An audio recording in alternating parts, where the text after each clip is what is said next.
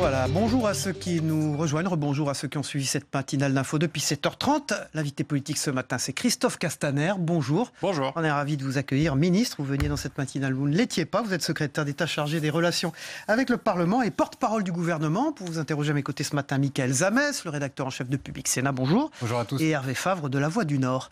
Bonjour. Christophe Castaner, cette émission sera retransmise sur les sites internet de la presse quotidienne régionale ce matin, les télés locales de France, les uns des radios, nos 130 partenaires sur tout le territoire et TV5 Monde ce week-end. Voilà, l'Union européenne est parvenue cette nuit à un accord sur les travailleurs détachés. Ces contrats seront désormais étendus jusqu'à 18 mois. Est-ce que la France a réussi là un passage en force selon vous ? Non, il ne s'agit pas d'un passage en force, il ne s'agit pas de la victoire d'un pays, la France, l'Allemagne, nous étions ensemble contre les autres. Il s'agit, je crois, d'une victoire pour le droit des travailleurs, pour la lutte contre le dumping fiscal. Mais il s'agit aussi de la victoire d'une méthode. Il y a certains qui ont utilisé certains ont utilisé les travailleurs détachés, y compris pendant toute la campagne, pour dire « Ah, l'Europe, l'Europe, l'Europe ». La réalité, c'est quoi? C'est qu'Emmanuel Macron a dit « Je ferai changer le statut des travailleurs détachés pour protéger les travailleurs, tous les travailleurs, mais aussi les travailleurs français. » Et donc il y a eu plusieurs mois d'actives négociations, la tournée qu'il a fait à la fin de l'été dans les pays européens, des moments de tension, notamment avec la Pologne, mais aujourd'hui un accord. Mais un accord pour tous, un accord pour l'Europe. Christophe Castaner, vous savez qu'en France, on a toujours un peu tendance à voir le verre à moitié vide. Mais est-ce que c'est pas un problème quand même que le transport routier, qui est un des gros secteurs concernés, soit mis de côté dans cet accord? Est-ce que ça peut encore changer? Commençons effectivement par saluer le verre globalement bien rempli. Mais vous avez raison, le paquet transport fait l'objet d'une négociation en parallèle. Elle n'est pas close et nous l'abordons avec Elisabeth Borne, avec Muriel Pénicaud, sur la même base que celle des travailleurs détachés, celle qui consiste à garantir les droits fondamentaux au salaire, et non pas au salaire minimum, mais au salaire égal. En fonction de la profession, les salaires peuvent être différents, avec des charges payées dans le pays d'origine et des garanties pour cela, mais aussi un vrai système de lutte contre toutes les fraudes, parce que les fraudes peuvent exister, et donc ça fait partie aussi de l'élément d'accord. Nous reproduirons la même démarche pour le paquet transport. Je vous ramène à l'Assemblée nationale, donc en France et à Paris. L'examen du projet de loi de financement de la sécurité sociale va être examiné à partir d'aujourd'hui, donc à l'Assemblée. Plusieurs points. Que répondez-vous d'abord à la droite, à la gauche, qui disent qu'avec la hausse de la CSG, ce sont les retraités qui sont les malmenés? Alors ce n'est pas le cas, mais là encore, on peut voir le verre à moitié plein ou à moitié vide. D'abord, ce sont tous les salariés de France, tous, qui vont connaître à la fin du mois de janvier une forte augmentation de leur salaire. Ce qui comptait pour nous, c'était effectivement que le travail paye dans ce pays. Et donc vous avez d'un côté une baisse de charges, de l'autre, parce qu'on est à euro constant, il ne s'agit pas d'une recette supplémentaire, une augmentation de CSG.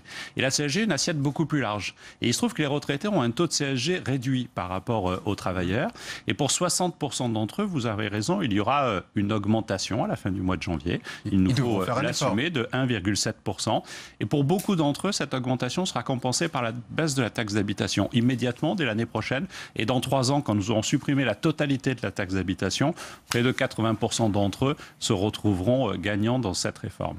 Et alors on voit réapparaître le débat sur les allocations familiales, l'universalité ou non. D'abord, quelle est votre position sur cette question et est-ce qu'elle se sera tranchée au cours de cette discussion budgétaire ? Non, l'objectif est que la discussion soit ouverte maintenant pour travailler l'année prochaine, mais il n'y aura pas, c'est la volonté du gouvernement, de modifications sur les allocations dans ce PLFSS. Mais la question mérite d'être posée. Est-ce que quand vous avez 7 500 € de revenus mensuels, on pense que c'est essentiel de toucher un peu moins de 50 € d'allocation? Et François Hollande a déjà touché à l'universalité, puisque aujourd'hui... Oui, avec un double plafond. Des plafonds, oui. Avec un double plafond. Et aujourd'hui, il faut évaluer cela et la discussion doit être ouverte. Nous ne sommes pas fermés à cette discussion, mais il ne faut pas le faire dans la précipitation, avec un amendement dans un PLFSS. C'est le débat sur la famille qui doit être posé et ce n'est pas une mesure d'économie budgétaire, et donc il ne faut pas l'appréhender comme cela. Nous souhaitons qu'il y ait un débat pour encourager aussi les familles. Il ne faut pas que ce soit un mauvais signe. Depuis 4 ans, nous avons une baisse de la natalité en France. C'est une difficulté. Et donc ça fait partie des données que nous voulons intégrer dans notre réflexion globale. Qu'est-ce que vous allez faire du tiers payant généralisé? Est-ce qu'il aura lieu comme c'était prévu, comme annoncé par le président de la République, ou est-ce qu'il est, on va dire, reporté sine die? La ministre l'a annoncé ce week-end. Normalement, effectivement, une loi avait prévu qu'il soit applicable à tous au 1er novembre. Sauf que nous ne sommes pas en mesure, les médecins de France ne sont pas en mesure, les 500 mutuelles qui aujourd'hui interviennent ne sont pas en mesure. C'est toute la difficulté de faire une loi d'annonce et de ne pas forcément mettre en œuvre l'ensemble des moyens derrière. Vous pensez à qui, là une loi d'annonce sans mettre les moyens derrière, c'est le quinquennat précédent? C'est une loi que j'ai votée. Et donc, du coup, je ne cherche pas à trouver tel ou tel responsable. Mais le fait est que nous ne sommes pas en mesure, l'inspection générale qui a été sollicitée sur le sujet le montre. Par contre, ce que nous voulons, c'est maintenir le principe et l'engagement du président de la République, c'est sur le tiers payant généralisable. C'est intervenir le plus vite possible pour ceux qui l'ont déjà, le conforter et élargir l'assiette pour les plus fragiles, pour celles et ceux pour qui le paiement du tiers payant est un frein aux soins. Et donc, nous devons trouver des solutions. Nous allons le faire très vite sur ce sujet. Et ensuite, nous gardons cet objectif du tiers payant généralisable à tous. Mais il ne faut pas non plus que ce soit une charge technique insurmontable pour les médecins et une contrainte supplémentaire. Nous ne sommes pas techniquement en mesure de le faire. C'est la réalité de la sécurité sociale avec les mutuelles. Il n'y a pas aujourd'hui d'accord de convergence. Pour les pharmaciens où ça marche, il a fallu de longues années.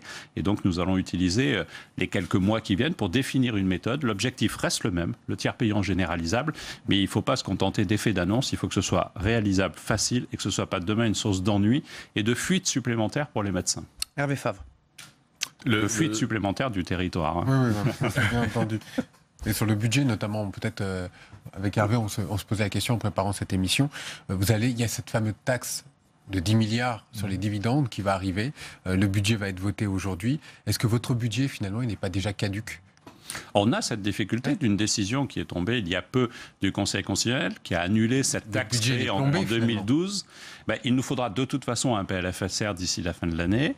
Il nous faudra intégrer un projet de loi financier. Oui, pas trop technique. Avant la fin de l'année. D'ici la fin de l'année pour appréhender cette difficulté-là. Après, juste rappelons pour nos éditeurs ce dont on parle. On parle d'une taxe créée en 2012 qui a été annulée, je dirais presque à plusieurs reprises. Et qui Bruno Le Maire parle de scandale d'État. C'est quand même des mots très forts. Vous savez ce qui se passe après, une fois qu'on a fait cette accusation? Non, mais vous savez, 10 milliards, c'est pas rien. C'est pour ça qu'on vous pose la question. Une faute technique à 250 € à la fin du mois, pour beaucoup, c'est déjà un souci. Là, c'est quand même 10 milliards, avec une double faute. D'une part, la faute juridique à ce moment-là, mais surtout de ne pas avoir depuis provisionné cette somme. Nous savions, la France savait qu'elle allait être condamnée. Est-ce que dans le budget 2016, dans le budget 2017, on a prévu le remboursement de ces sommes? Non, rien. Donc effectivement, non seulement la Cour des comptes avait parlé d'insincérité budgétaire pour 2017, avec un trou qui allait entre 4,5 et 7 milliards d'euros, mais vous rajoutez 10 milliards. Donc oui, il est important, et Bruno Le Maire a demandé une inspection générale de ses services pour voir s'il y avait eu des notes, s'il y avait eu des informations. Une demande d'inspection générale. On ne va pas sanctionner avant de savoir. Je pense que, vous savez, une inspection, c'est un peu comme dans une enquête policière. Vous faites d'abord l'enquête avant de décider s'il y a des sanctions sur le sujet. Les 3%, mais notre vous vraie maintenez priorité, l'objectif des 3% ou pas? Notre vraie priorité, c'est effectivement de maintenir l'objectif des 3%. Il sera maintenu. Et c'est surtout, mais même d'aller au-delà des 3%. Je rappelle que dans le PLF, on va au-delà des 3%. Mais en plus, c'est de toute façon de rembourser ce que nous devons. Il y a une négociation sous l'autorité de Bruno Le Maire avec les entreprises, parce que vous savez, c'est quand même dingue ce qu'on vit. On est en train de nous expliquer que l'ISF, c'est un scandale d'avoir supprimé la part qui va demain s'investir dans les entreprises, alors même qu'au même moment, c'est 4 fois, 5 fois les mêmes montants qu'il nous faut trouver. Et qui va payer les entreprises? Les grandes entreprises? Vous demandez ce matin au MEDEF, aux grandes entreprises, de mettre la main à la poche? C'est la discussion qui est en cours avec Bruno Le Maire, et effectivement, moi j'en appelle à la responsabilité de chacun. Il nous faut, et en particulier des grandes entreprises, il nous faut trouver un chemin d'accord. Moi, je fais confiance à la fois aux grandes entreprises et à la fois à Bruno Le Maire pour conduire cette discussion. C'est Christophe Castaner, le secrétaire d'État chargé des relations avec le Parlement, le porte-parole du gouvernement qui est notre invité politique ce matin. Christophe Castaner, le Premier ministre, va être exclu sans doute de sa famille politique ce soir lors d'un bureau politique avec 2 ministres du gouvernement, de LR. Vous êtes proche d'Édouard Philippe. Vous lui dites quoi? Viens prendre ta carte de La République En Marche? Bon, d'abord, moi, je ne vais pas commenter les décisions du parti Les Républicains. Je trouve que la chasse à l'homme n'est jamais une bonne façon de faire de la politique. Le positionnement du Premier ministre. Ensuite, le positionnement du Premier ministre, il est qu'il est le patron de la majorité gouvernementale. Et dans la majorité gouvernementale, vous avez des gens qui viennent du MoDem, des gens qui viennent de La République En Marche et des gens qui viennent de la société civile. Le Premier ministre, il est cet assemblier-là. Donc peu importe la carte du parti qu'il a... Il doit prendre la carte d'un parti. Un Premier ministre sous la Ve République doit s'engager dans un parti politique, être militant. À mon sens, vous savez, le premier marqueur de ce gouvernement et le choix politique qu'a fait Emmanuel Macron, c'est le dépassement politique. Et donc c'est pas forcément de renvoyer à tel ou tel parti et de ne pas chercher à enfermer des hommes de la qualité d'Édouard Philippe dans une case. La case étant liée à son appartenance ou pas à un parti politique. Il a fait un choix. Il a fait un choix politique courageux. Il mène une politique ambitieuse. Nous sommes à ses côtés pour cela, qui correspond au contrat passé par Emmanuel Macron avec les Français. Et son parti lui oppose de la petite politique politicienne. Il est victime d'une chasse à l'homme ? Manifestement, il aurait trahi. Il aurait trahi quoi? Les idées? Non, c'est pas le débat. Il aurait trahi la carte. Non, d'ailleurs, Sébastien Lecornu dit, je vois pas pourquoi je serais exclu, puisqu'on fait une politique de droite. Oui, sur certains sujets, mais c'est tout l'enjeu du dépassement. Sur certains sujets, nous menons une politique de droite. Dans l'ancien système, on considérait que c'était de droite, par exemple, sur l'ISF. L'ISF, c'est l'exemple type du tabou. Vous êtes de droite, vous le critiquez, mais vous ne le réformez pas. Vous êtes de gauche, vous dites c'est formidable, et plus je prends aux riches, et mieux la France va se porter. Dans les deux cas, ils se sont plantés. Donc ce que nous menons aujourd'hui, ce n'est pas la suppression de l'ISF, mais c'est le fait de sortir tout ce qui est actif, qui peut s'investir dans l'entreprise pour renforcer notre économie, mais de maintenir un impôt sur la rente, celui des propriétaires immobiliers. Donc vous voyez, finalement, on est un peu de droite, un peu de gauche, mais surtout, on fait ce sur quoi on nous a demandé de travailler, ce sur quoi Emmanuel Macron a été élu. Christophe Castaner, on parlait de la République En Marche. Votre nom est largement cité pour en prendre la présidence d'ici peu de temps, le 18 novembre prochain. Ce matin, pouvez-vous nous dire, est-ce que ça vous intéresse ou pas ? C'est passionnant, comment vous imaginez. Il faut construire un nouveau mouvement politique qui va rassembler le plus grand nombre d'acteurs qui sont engagés dans le mouvement en France. Donc moi, je trouve ça absolument passionnant. Par contre, oui, c'est un mouvement qui... Oui, ça vous intéresse. Bien sûr, ça m'intéresse, mais c'est un mouvement qui est un mouvement collectif. Un mouvement collectif implique que les décisions se prennent à plusieurs, se prennent avec les fondateurs, avec celles et ceux qui aujourd'hui sont dans le mouvement. Et donc nous parlons actuellement, il y a diverses personnalités qui sont susceptibles d'en prendre la tête. Le président de la République est impliqué dans ce choix. Il paraît qu'il doit prendre sa décision cette semaine. Est-ce que le président de la République doit vous encourager ? C'est le président de la République qui va prendre cette décision. Je vous le dis, c'est un collectif, mais évidemment que nous sollicitons l'avis d'Emmanuel Macron, nous discutons avec lui et nous prendrons notre décision tous ensemble de savoir qui, dans les historiques de la République En Marche, sera candidat. Parce qu'on en parle avec Benjamin Griveaux, on parle de Benjamin Griveaux. Est-ce que les militants auront leur mot à dire dans ce choix ? En fait, les statuts prévoient un double vote. C'est d'abord un conseil national qui se réunira le 18 novembre à Lyon, qui va désigner un bureau exécutif et évidemment, nous assumerons le fait qu'il y ait un candidat pour le poste de délégué général. Une démocratie indirecte. Oui, c'est les statuts de la République En Marche prévoient effectivement cela, mais vous savez, la démocratie indirecte prévoit aussi que 25% de ceux qui siègent au Conseil national sont tirés au sort parmi les militants. Ils ont postulé, ils ont été tirés au sort dans leur diversité. C'est aussi pour inventer une nouvelle façon. Mais ce qui compte pour nous, c'est de ne pas voir ce mouvement politique comme une structure pyramidale. C'est de voir vraiment quelque chose comme transversal, quelque chose qui ne ressemble à aucun parti. Ça serait incompatible avec une présence au gouvernement ou pas, selon vous ? Bon, il n'y a pas d'usage sur cette question. C'est une fonction bénévole, celle de délégué général. Et donc, de toute façon, celui ou celle qui en prendra la responsabilité aura d'autres activités. D'accord, vous pourriez rester au gouvernement dans ce cas-là ? La question ne se pose pas à l'heure qu'il est pour ce qui me concerne. Non seulement parce qu'il faut être élu, et ensuite, il y en a un qui ne fait pas le gouvernement dans cette salle, c'est moi.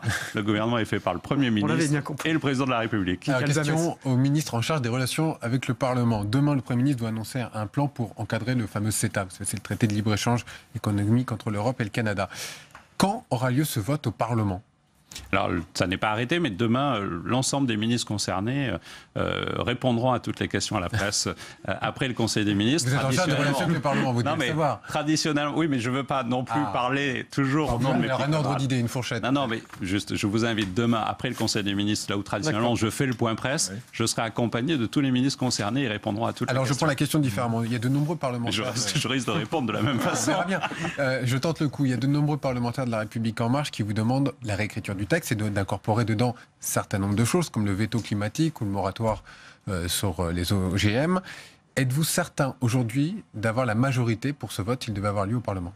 Dans votre majorité ? Je pense que nous aurons effectivement la majorité si nous sommes capables de répondre à toutes les inquiétudes que soulève ce texte. C'est tout l'enjeu de ce que les ministres présenteront demain en Conseil des ministres, que nous présenterons dans la foulée à la presse. Mais il faut garantir, il faut des garanties. Et il faut sortir de ce système où effectivement la Commission européenne peut négocier des traités particulièrement importants dans une forme d'opacité. Et encore, on est sur un sujet qui a fait l'objet de votes, de présentations et qui est renvoyé envoyer aux parlements nationaux. Le vrai risque, ce serait demain d'imaginer qu'on ait des accords que commerciaux, avec des conséquences lourdes sur notre quotidien, sur notre économie, qui soient négociés sans forcément que les parlements européens et les parlements français soient consultés. Nous y sommes hostiles. Et donc ce qui compte aujourd'hui pour nous, c'est plus de transparence et chaque fois que c'est nécessaire, la ratification par le Parlement. Christophe Castaner, je voudrais revenir sur un débat qui a beaucoup agité le monde politique ces dernières semaines avec le harcèlement sexuel. Une campagne sur Twitter de dénonciation. Il se trouve qu'un député de La République En Marche est gravement mis en cause. Est-ce qu'il doit aujourd'hui se mettre en retrait, en congé du Parlement ? Je veux d'abord faire une réponse de principe. Un ministre n'a pas vocation à se prononcer sur le statut d'un parlementaire, sinon ce serait un peu trop facile pour le gouvernement de choisir les parlementaires avec lesquels il travaille. Ensuite, je crois qu'il est essentiel que la parole se libère. Mais il est essentiel aussi de respecter les procédures dans ce pays. La parole ne vaut pas condamnation. Il y a 2 plaintes. Celle de la requérante qui dit « j'ai un problème avec ce député » et je la mets surtout pas en cause. Mais il y a aussi celle du député qui dit « j'ai porté plainte pour diffamation ». Donc il faut faire attention. Il faut qu'une parole se libère, mais il faut aussi que la justice en France soit prononcée par ceux qui sont en charge de la justice, le plus vite possible. Et dans le cas particulier, le plus vite possible. C'est ça, elle doit se saisir le plus vite possible sur ce cas, notamment. Bien sûr, vu qu'il y a une plainte, il faut voir dans quelle mesure elle est instruite, il y a une mise en examen, une mise en cause. Si vous n'avez pas de mise en cause, c'est quand même un vrai débat qu'on doit avoir entre nous. À un moment donné, on peut tous imaginer que le simple fait de dénoncer, et je parle pas, je sors totalement de la situation des abus et du non-respect fait aux femmes, le simple fait de dénoncer vaut mise en cause et donc retrait de la vie politique, retrait de la vie journalistique, retrait d'un responsable chef d'entreprise au motif qu'il aurait été mis en cause. Il faut respecter quand même un certain nombre d'échéances et un principe, celui de la présomption d'innocence. Mais dans tous les cas, il ne faut pas que ça empêche la parole de se libérer. Ce qui se passe en ce moment est majeur. Les femmes subissent au quotidien des atteintes à leur dignité qui sont totalement inacceptables. Et cette parole qui se libère est une très bonne chose. Christophe Castaner, vous venez du Parti Socialiste. Un plan social est annoncé. La maison Solferino est quasi en ruine. Est-ce que ça vous attriste, vous, de voir votre ancienne famille politique dans cet état presque financier, je dirais, avant d'être dans un état politique ? Oui, ça m'attriste parce que ça fait partie de mon ADN. Moi, je reste un homme de gauche, je reste attaché au Parti Socialiste. Ensuite, je crois que le Parti Socialiste n'a pas su trancher les 2 lignes qui le séparaient, qui le fracturaient depuis longtemps. Il a encore sa place dans le paysage politique. Est-ce que Emmanuel Macron l'a pas chassé du paysage, finalement ? Non, vous savez, le seul mouvement politique contre lequel Emmanuel Macron s'est battu, c'est le Front National. Quand il a lancé son engagement politique, c'était le 12 juillet l'année dernière, il avait relevé un défi que personne ne croyait atteignable, celui de dire « je refuse que le Front National soit le premier parti de France au soir du premier tour ». Il a fait en sorte qu'il ne soit pas le premier parti. Et ensuite, il l'a défait, notamment dans le débat de l'entre-deux tours, et on voit la difficulté aujourd'hui du Front National. Ensuite, nous respectons tous nos adversaires politiques, s'ils se posent comme des adversaires politiques, de la France Insoumise, au Parti communiste, au Parti socialiste, comme aux Républicains. Mais il ne nous appartient pas de juger ce qui est bien ou pas, ce qui fonctionne ou pas. Je crois que le Parti socialiste a besoin à la fois de trouver une ligne politique claire. Or, aujourd'hui, la seule ligne, c'est celle de la critique d'Emmanuel Macron. Christophe Castaner, secrétaire d'État chargé des relations avec le Parlement et porte-parole du gouvernement, était invité politique de Territoire d'Info. Merci à vous. Merci beaucoup. Revenez, on va passer au débrief de vos propos dans un instant. Merci Christophe Castaner.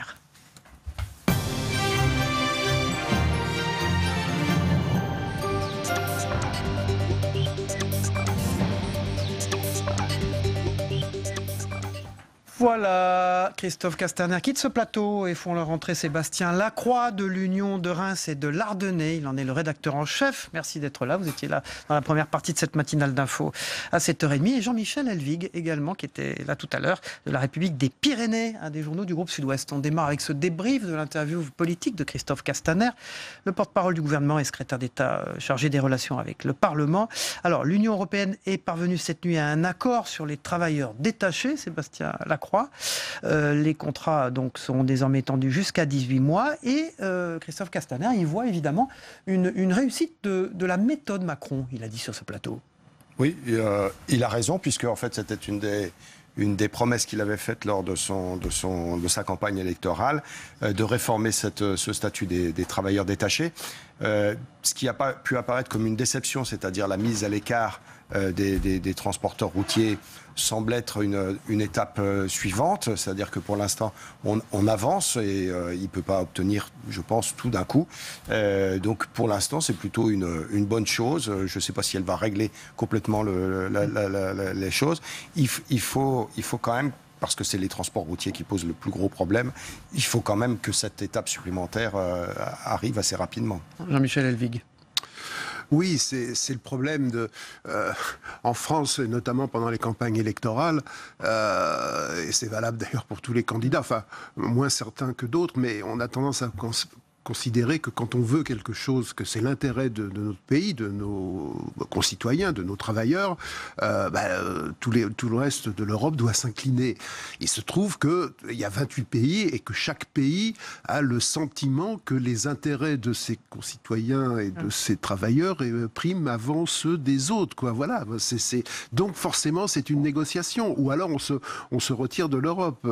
Donc le problème, c'est que finalement, on ne peut jamais obtenir tout ce qu'on veut. Le problème, c'est la direction vers laquelle on va. De ce point de vue-là, effectivement, il y a un certain progrès, mais il est peu probable que Emmanuel Macron en tire les bénéfices dans des professions les plus touchées pour le moment, notamment celle des transporteurs routiers. Alors on verra ce que donnera la suite, mais et puis il ne faut pas oublier non plus que nous aussi on a des travailleurs détachés qui vont travailler à l'étranger, donc c'est compliqué cette affaire. Un mot sur sur les transports routiers, l'opposition risque d'être quand même beaucoup plus forte de la part d'un certain nombre de pays, notamment la Pologne. Et là, la marche est plus grande. Enfin, Jean-Michel Elvig, un mot sur la méthode Macron en Europe. Elle vous apparaît différente de son prédécesseur François Hollande. Vous signez un édito dans la République des Pyrénées aujourd'hui sur les mots qu'échangent François Hollande et Emmanuel Macron. Donc, honnêtement, tous les présidents de la République en charge des questions européennes ont été amenés, pour les raisons que j'évoquais précédemment, à négocier avec les autres pays. Alors après, dans la méthode, soit vous essayez d'abord de vous mettre d'accord avec l'Allemagne pour essayer de peser sur les autres. Là, il n'y avait pas de problème, puisque l'Allemagne et la France ont à peu près les mêmes intérêts. Mais vous êtes obligé donc de négocier, de composer. Après, il y a la forme. Il y a le côté je suis la France, je dis que, j'impose que, ou vous essayez d'être plus subtil dans l'approche. Après, c'est une question de caractère, de façon de se positionner des présidents. Mais sur le fond, la méthode reste la même. Il faut négocier. La méthode Macron ? Peut-être que, alors, avant la méthode Macron, la méthode Hollande, ça avait été de dire je vais arriver et je vais obtenir de l'Allemagne un certain nombre de choses. Et comme il ne les avait pas obtenus, ça a fait, on va dire, un bide. Là, l'avantage pour Emmanuel Macron, c'est qu'il dit je vais obtenir des choses et il a un embryon de solution. Donc, on peut dire que c'est quand même une demi-réussite par rapport à François Hollande. Alors, on va parler un peu politique, puisque Christophe Castaner a quasiment dit sur ce plateau ce matin qu'il pourrait prendre la présidence du mouvement En Marche, tout en restant au gouvernement. D'ailleurs, Jean-Michel Elvig, vous l'avez entendu là-dessus ? Oui, il a dit que la fonction l'intéressait. Mais enfin, quand quelqu'un comme lui dit que la fonction l'intéresse, c'est après un peu... Je ne connais pas exactement les arcanes de la République En Marche. C'est un parti nouveau qui pose d'ailleurs aux journalistes un certain nombre de problèmes comment le désigner, d'analyse, comment fonctionne ce parti qui ne représente, qui ne ressemble à aucun autre précédemment. Donc les autres sont assez prévisibles, celui-ci l'est beaucoup moins. Et d'ailleurs, on risque d'avoir des surprises quand on voit la pétition lancée par des députés contre le glyphosphère, de la République En Marche. Il peut y avoir au fil de la législature un certain nombre de clivages, de différenciations qui peuvent se faire dans ce groupe, qui mettront d'ailleurs le secrétaire d'État en charge des relations avec le Parlement à rude épreuve. Je ne suis pas sûr que même s'il le voulait, ça soit très confortable d'être président de la République En Marche et en restant secrétaire d'État aux relations avec le Parlement. C'est votre avis, Sébastien Lacroix ?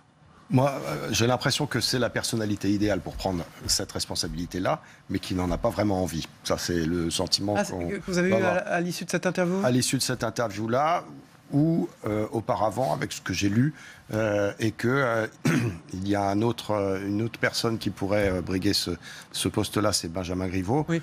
Donc ça va se jouer sans doute entre les deux, mais on n'a pas l'impression que ni l'un ni l'autre n'y tiennent particulièrement. Alors, on a l'impression qu'Emmanuel Macron a son mot à dire là-dessus. Vous avez vu quand on l'a interviewé. Normal. Pour savoir. Donc, le président de la République sera impliqué au fond dans la nomination. De ce point de vue-là, la Ve République est immuable. Le président de la République s'intéresse de très près au parti majoritaire. Et maintenant, François Hollande montre que même parti de la présidence de la République, on continue de s'intéresser au parti qui vous a fait naître. Voilà. Ça montre, juste pour rajouter une chose dont on parlait tout à l'heure avant l'émission, ça montre aussi la faiblesse du mouvement République En Marche en personnalité politique forte, puisque entre un Ferrand et un Castaner, il n'y en a pas 50 qui peuvent prendre ces responsabilités. Alors vous parliez, Jean-Michel Elvig, de la Ve République. Il y a un Premier ministre, il est le chef de la majorité. Il va sans doute être exclu de son parti politique d'origine, de son mouvement, les Républicains. Christophe Castaner, lui, pense qu'il faut qu'il soit, j'allais dire, au-dessus des partis, chef de la majorité, sans adhérer à un parti particulièrement ce matin. Vous avez entendu ? Oui, c'est assez cohérent avec la démarche d'Emmanuel Macron, qui était de rassembler des gens différents, de leur donner une. C'est unique dans la Ve République, un Premier ministre qui n'appartient pas à un parti politique. Oui, mais c'est assez unique aussi qu'un parti qui n'existait pas un an auparavant se retrouve majoritaire au Parlement. Tout est nouveau d'une certaine façon. Donc, cela dit, il y a eu des premiers ministres qui faisaient partie du parti majoritaire. C'est pas pour autant qu'ils étaient plus à l'aise dans l'exercice de leurs fonctions. Sébastien Lacroix là-dessus ? Sur cette affaire-là, on a l'impression que c'est plus une mauvaise gestion des Républicains du problème des Républicains qui sont passés du côté Macron que l'inverse. C'est-à-dire qu'il les aurait mis en congé, on aurait fait un peu l'étouffoir autour de ça. Ça serait passé comme une lettre à la poste. Là, aujourd'hui, ils sont face à un problème avec des ministres qui vont se victimiser facilement parce qu'ils vont être exclus, et avec des républicains qui vont se retrouver. Je ne pense pas que leur cote de popularité dans les sondages du type de celui dont on parlait va souffrir du fait d'être exclu.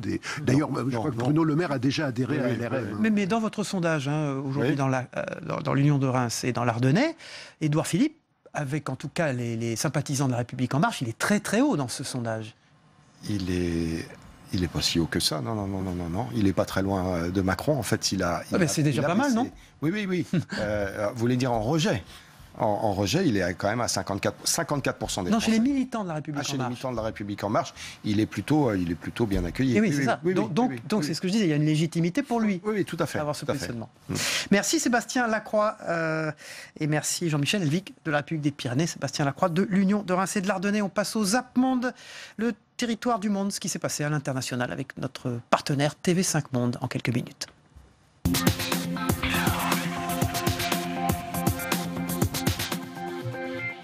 Il y a encore un an, il vivait dans la jungle de Calais.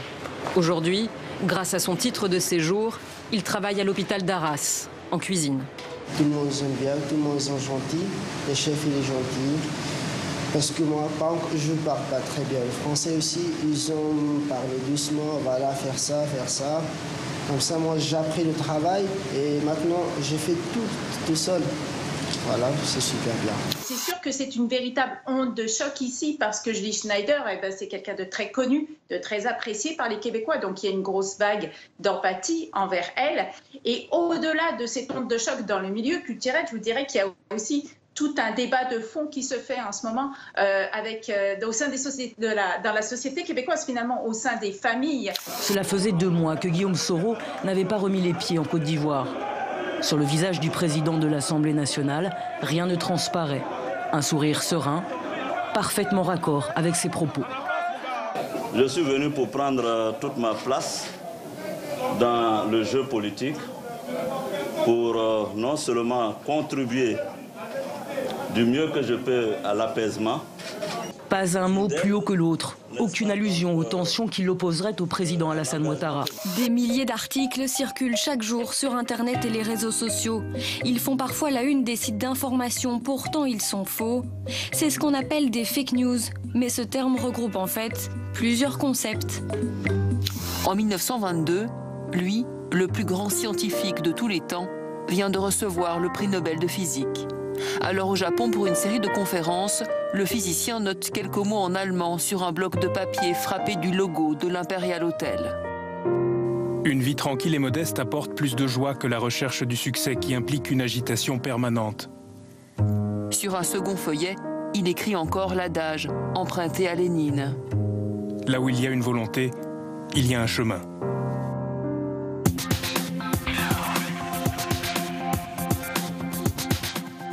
Voilà le Zap Monde de notre partenaire TV5 Monde, ce qui s'est passé dans le monde ces dernières heures.